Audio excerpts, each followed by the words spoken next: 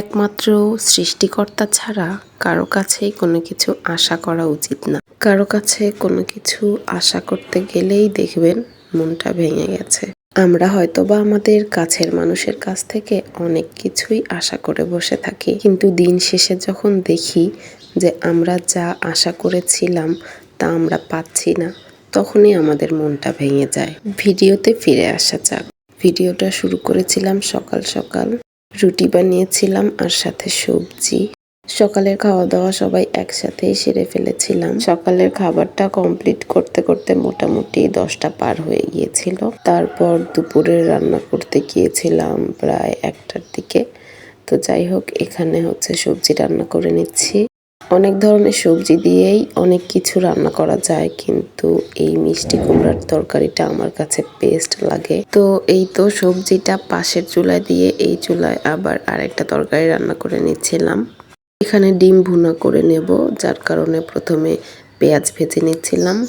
এরপর এখানে পরিমাণ মতো লবণ দিলাম, হলুদ দিলাম, জিরার গুঁড়া দিলাম, আদা রসুন বাটা দিয়েছি আর মরিচ দিয়েছি।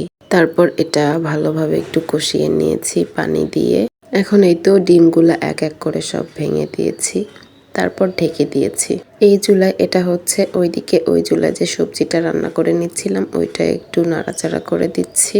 দেখলাম পানি একদম শুকিয়ে গিয়েছে, তো কিছুটা পানিও দিয়ে দিলাম। তারপর আবার ঢেকে দিলাম। আর এখানে ডিমটার কি অবস্থা সেটা একটু দেখে নিচ্ছি। এটা রান্না করতে খুব একটা সময় লাগে না, ডিমের তরকারি তো অনেক কম সময়েই হয়ে যায়। তো এই তো রান্না শেষ করে দুপুরের খাওয়া দাওয়াটা করে নিলাম। এরপর বিকালের হালকা পাতলা একটু নাস্তা করেছিলাম। তো এখানে একটা সেমাই রান্না করে নিচ্ছিলাম। এটা শুকনা ঝরঝরে সেমাই। কিছুদিন আগে ঈদ গেল, আর ঈদের দিন এটা রান্না করার কথা ছিল, কিন্তু এতগুলো আইটেম হয়ে যাওয়াতে ঈদের দিন আর এটা রান্না করা হয়নি। তো সেটাই রান্না করে নিচ্ছিলাম আর কি। এই তো এলাচ আর দারুচিনি দিয়ে সেমাইটা ভালো করে একটু তেলে ভেজে নিচ্ছিলাম। অনেকে চাইলে এটা ঘি দিয়েও ভাজতে পারেন।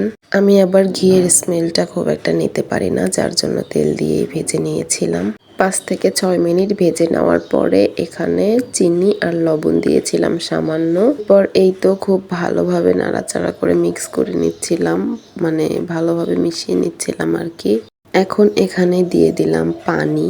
এখানে পানি দিলেই এইটা খেতে ভালো লাগে বেশি। একটু গুঁড়া দুধ দিলে টেস্টটা আরো ভালো আসতো, কিন্তু আমার একদমই মনে ছিল না গুঁড়া দুধ দেওয়ার কথা।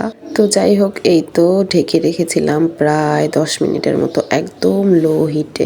এরপর দেখুন কি সুন্দর ঝরঝরে একটা সেমাই হয়েছে।